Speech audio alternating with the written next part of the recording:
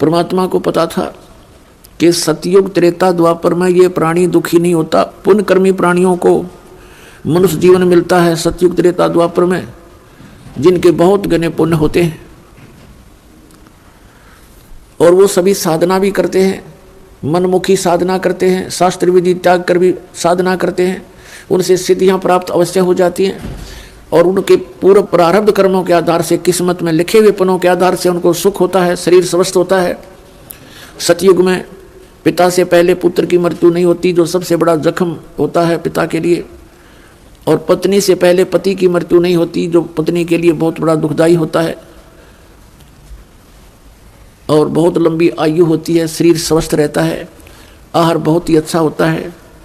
तो इस प्रकार जब पिछले पनों से उसको लाभ होता रहता है, साधना गलत करता रहता है, पाप इकट्ठे होते जाते हैं, पुण्य अक्षीण होते रहते हैं, फिर उसका जन्म त्रेता में होता है। त्रेता में भी ऐसी स्थिति लगभग रहती है। फिर द्वापर में होता है, हरे भरे वृक्ष होते हैं, सब जगह जंगल होते हैं, फलदार वृक्ष होते हैं, समय पर वर्षा होती है। तो इस प्रकार ये सोचता रहता है कि जो साधना पूजाएं मैं कर रहा हूँ इनसे मुझे लाभ हो रहा है, अज्ञानता के कारण। तो परमात्मा के ज्ञान को जो पहले वाले साधना से बिल्कुल हटकर होता है, उसको ये प्राणी बिल्कुल स्वीकार नहीं करता। अब कलयुग के अंदर ये प्राणी बिल्कुल कर्महीन हो जाता है, पापों की गठड़ी बांध लेता है और पुण्य इसके पास रहते नहीं।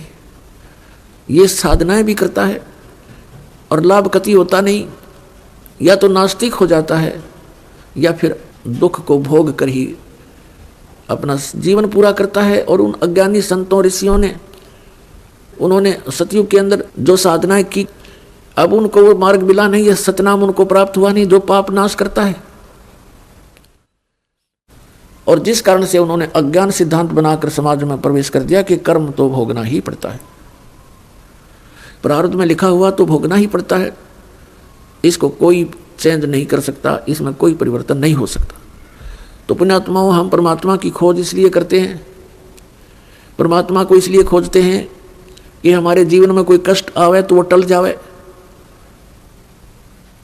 और हमारा कल्याण की तो बहुत बाद में समझ में आती है। पहले तो यही रहता है कि मेरे बच्चे सुखी रहें, मैं स्वस्थ रहूं, कोई ऐसी दुर्घटना मेरे जीवन में ना घटे जो मुझे पीड़ादायक हो।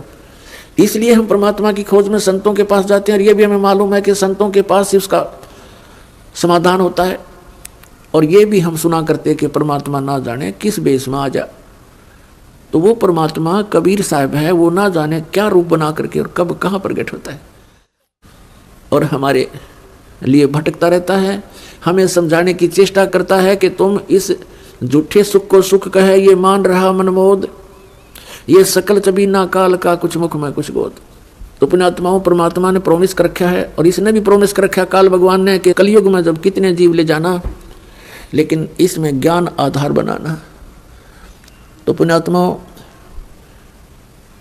आप बुद्धिमान समाज हो गया है, इस ज्ञान से अब आप बालक नहीं रहोगे। परमात्मा के प्रयत्न को गहराई से सोचना, वो क्यों भटक रहे हमारे लिए सतलोक न छोड़ के, क्योंकि हम उनके बालक हैं, हम उसकी आत्मा हैं। और इनको काल इसलिए परेशान कर रहा आप जी को कि जितना मैं इनको सताऊंगा उतना ही वो दुख पाएगा।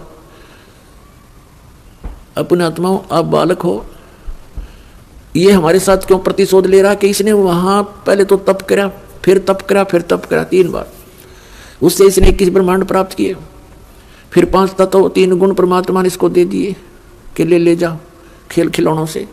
फिर हम इस पर आसक्त हो गए, हम परमात्मा को भूल गए, अपने भगवान से मन हटा लिया, जो हमें सब सुविधा सब सुख देवा था उससे मन हटा करके एक हीरो की तरह हम इसको चाहने लग गए, जिस कारण से हम भगवान के दिल से उतर गए।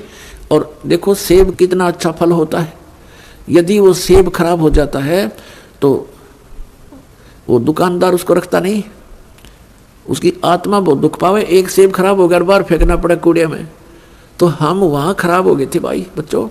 तो परमात्मा का आत्मा बड़ी दुख पाई कि ये औरों ने भी खराब करेंगे यहाँ पर, इसलिए हमें हमारी ही इच्छा से इनके साथ भेज दिया कि तुम जाओ फिर यहाँ से ले लो टिंडेस के साथ जाकर। अब इसने फिर अलग ब्रह्मांड के अंदर परमात्मा ने व्यवस्था की, एक जिस आत्मा ने सबसे पहले स्वीकृति दी थी इस काल के साथ आने की, उसको एक लड़की रूप बनाया जिसको अब दुर्गा कहते हैं। उसके अंदर हम सभी को बीज रूप में भर दिया और उसको सबद शक्ति दे दी कि बेटी तू जितने जीव कहे यू काल उत्पन्न कर देना, वचन से बोल देना, उतने प्रकट हो जाएंगे। उन आत्माओं हम अज्ञान को सुन सुनकर स्थान स्थान पर हमारा माइंड, हमारा मन अड़ जाता है कि ये कैसे हो सकता है। जैसे एक समय ऋषि वाल्मीकि जी ने एक कुसा से डाब से पुत्र बना दिया था सीता के लिए और पालने में लुटा दिया बना करके। सीता जब कपड़े धोकर आई तो पुत्र को देखकर पूछा, पिताजी ये पुत्र किसका है? कि बेटी क्या बात, आपका नहीं है? कि मैं तो पुत्र को साथ लेकर गई थी कपड़े धोने के लिए। ऋषि जी ने सोचा था कि लड़की के बच्चे को कोई उठा ले गया है, जंगली जानवर रो मर जाएगी, इसलिए उसने एक लड़का उत्पन्न कर दिया है जिसका नाम कुश रखा। और लव सीता से उत्पन्न हुआ था श्री राम के सहयोग से। तो कहने का भाव ये है कि उस ईश्वरीय शक्ति को थोड़ी बहुत संग्रह करके ये ऋषि लोग भी चमत्कार दिखा देते।